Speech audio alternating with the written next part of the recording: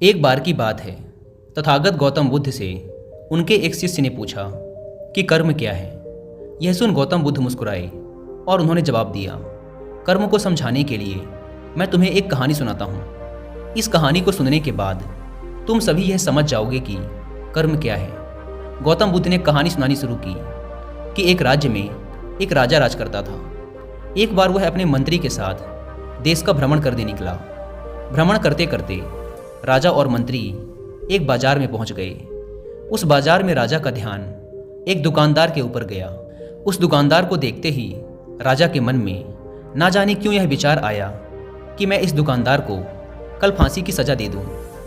यह बात राजा ने अपने मंत्री को बताई। मंत्री कुछ बोले कि उससे पहले ही राजा उस दुकानदार की दुकान के सामने से आगे निकल चुके थे और दूसरी बातें करने लगे। मंत्री बहुत ही चिंतित हो गया। वह यह बात समझ नहीं पा रहा था कि आखिर दुकानदार की गलती क्या है।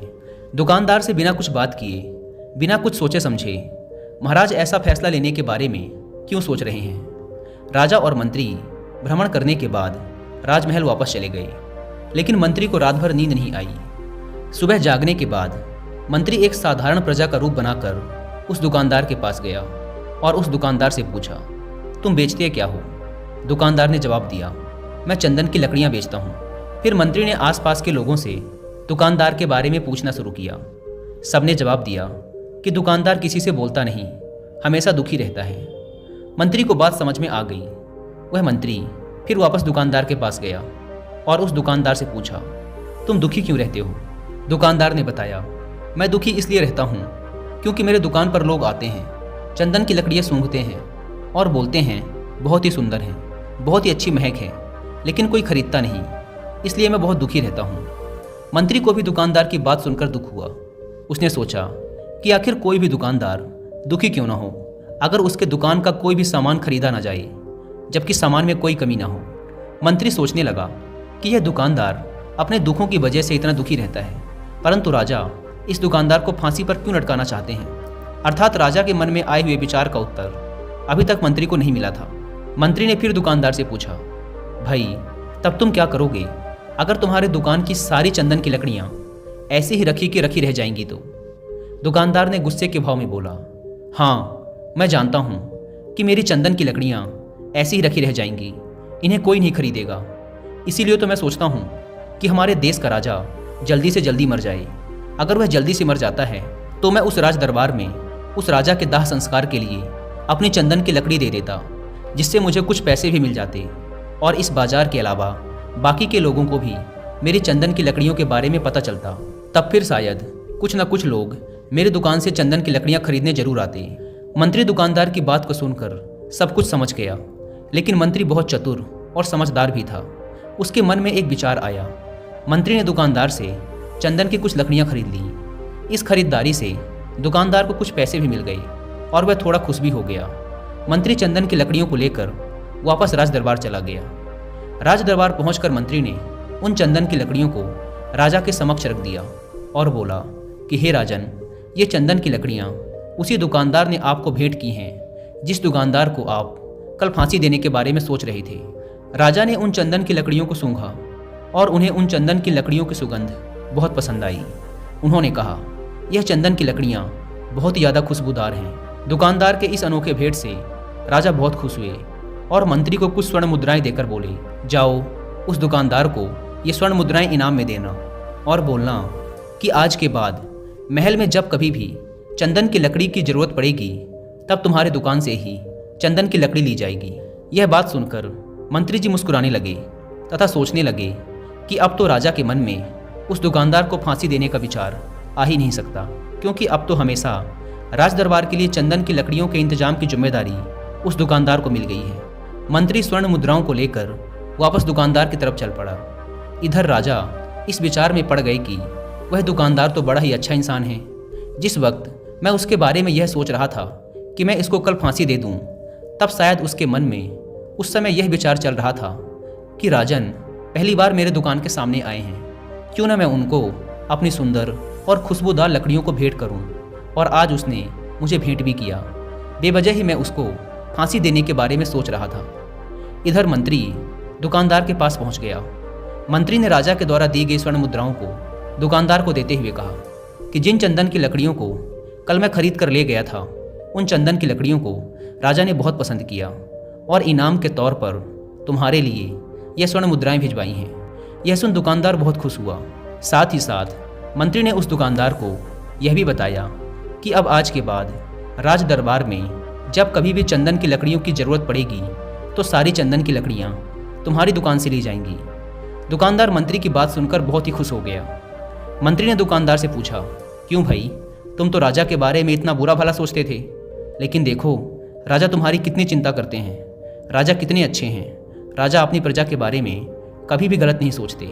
दुकानदार मंत्री की बात से सहमत हो गया और बहुत दुखी होकर राजा के प्रति अपने बुरे विचार पर पश्चाताप करने लगा। दुकानदार मंत्री से बोला, मैं कितना गलत सोचता था राजा के बारे में, राजा तो बड़े ही अच्छे हैं, बड़े ही भले राजा हैं, भगवान करे कि राजा की बहुत ही लंबी आयु हो।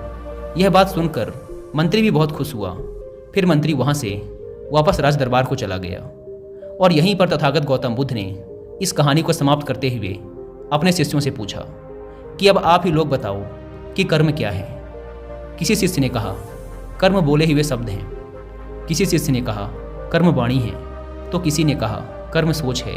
तो किसी ने कहा, कर्म भावना है, वगैरह वगैरह। अपने सारे शिष्यों के जवाब सुनने के बाद महात्मा गौतम बुद्ध ने कहा कि इंसान के विचार ही उसके कर्म हैं। हमारे विचार जैसे रहेंगे हम वैसे ही कर्म करेंगे और उन्हीं विचारों के द्वारा किए हुए कर्म हमारे सुख और दुख के लिए उत्तरदायी होते हैं। अर्थात अगर हमारे विचार ही गलत हैं तो हमारे द्वारा किए हुए कर्म भी गलत ही होंगे और उनका परिणाम भी गलत ही निकलेगा, जिसके परिणाम स्वरूप हम दुखी रहेंगे। अगर हमारे विचार सही रहेंगे तो हम सही कर्म करेंगे, सही कर्म करेंगे तो फिर सही फल मिलेगा, जिससे हमारे जीवन में सुख आता है। दोस्तों, अगर आप कर्म के बारे में और डिटेल से जानना चाहते हैं तो आप सबको सद्गुरु जग्गी वासुदेव के द्वारा लिखी एक किताब जरूर पढ़नी चाहिए, जिसका नाम है कर्मा बाय सद्गुरु। इस किताब में सद्गुरु ने कर्म और उसका हमारे जीवन पर पड़ने वाले प्रभावों के बारे में तो विस्तार से समझाया ही है, साथ ही उन्होंने कर्म के बारे में सालों से चले आ रहे कुछ गलत भ्रमों को भी तोड़ा है। यह किताब आपको कर्म के बारे में एक बिल्कुल ही नया नज़रिया प्रदान करेगी। इसीलिए आप सबको एक बार इस किताब को जरूर पढ़ना चाहिए। और अगर आपके पास इस पूरी किताब को पढ़ने का टाइम नहीं है तो आप हिंदी में इस किताब की समरी भी सुन सकते हैं कुकू FM ऐप पर। कुकू FM के बारे में तो आप सब जानते हैं कि यह इंडिया का one of the best audio book platform है, जहां पर आप मात्र एक बुक से भी कम की कीमत पे करके पूरे एक साल तक हजारों बुक्स को ऑडियो फॉर्मेट में सुन सकते हैं, वो भी अपनी मनपसंद लैंग्वेज में। नॉर्मली इस प्लेटफॉर्म के एक साल का सब्सक्रिप्शन पड़ता है 399 रुपीज़ का, लेकिन अगर आप यूज़ करते हैं कूपन कोड WI50 तो पहले 250 लोगों को मिलेगा 50% का डिस्काउंट और सिर्फ 199 रुपीज़ में पूरे एक साल तक हज़ारों ऑडियो बुक्स और सैकड़ों कोर्सेज का एक्सेस। अगर आप इस ऐप को डाउनलोड करना चाहते हैं तो ऐप की link description and first comment पर मिल जाएगी।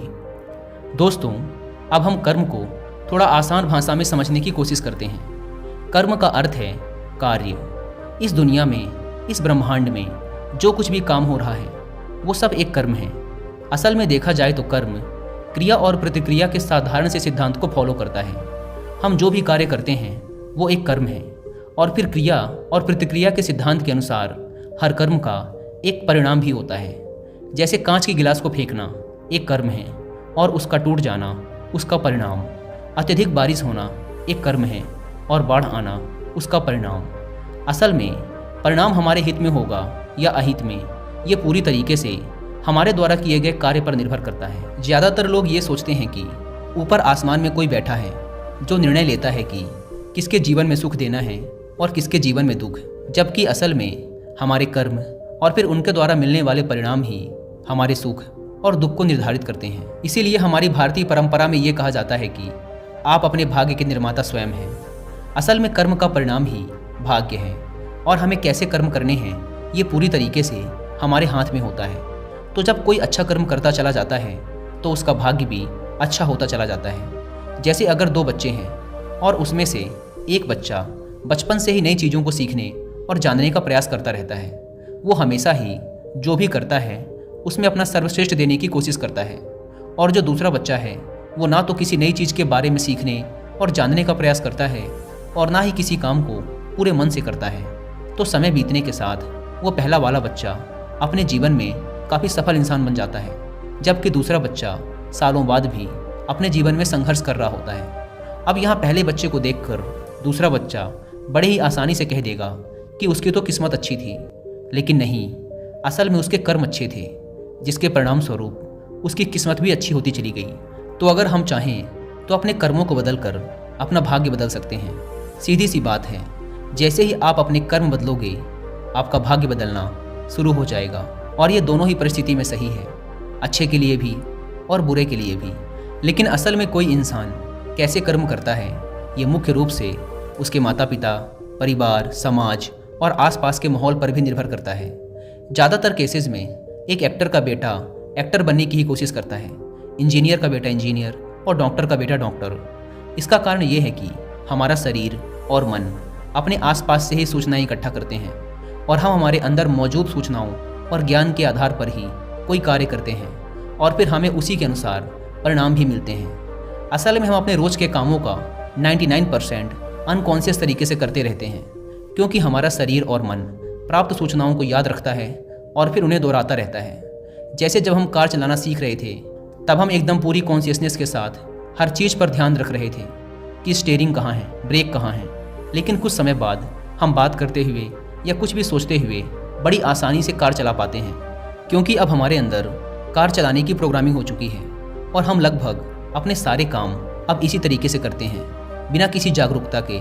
बस वो काम होते चले जाते हैं, क्योंकि हमारे काम बिना किसी जागरूकता के हो रहे हैं। इसीलिए हमें लगता है कि हमें कोई चला रहा है, कोई अदृश्य शक्ति, जबकि असल में हमारे कर्म ही अब हमारी आदत बन चुके हैं। अगर हम अपने ज़्यादातर काम जागरूक होकर करने लगे तो पाएंगे कि हमारा भाग्य हमारे ही हाथ में है, क्योंकि जागरूकता की वजह से हमारे कर्मों पर हमारा पूरा नियंत्रण हो जाता है। जैसा कि ऊपर की कहानी में गौतम बुद्ध ने कहा था कि हमारे विचार ही हमारे कर्म हैं, और जागरूकता की अवस्था में हमारे विचारों पर पूरा नियंत्रण हो जाता है।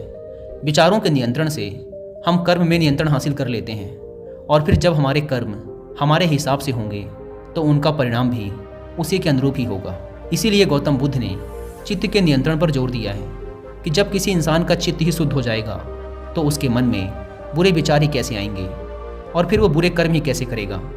इसीलिए गौतम बुद्ध का पूरा ज्ञान चित्त की शुद्धता पर जोर देता है।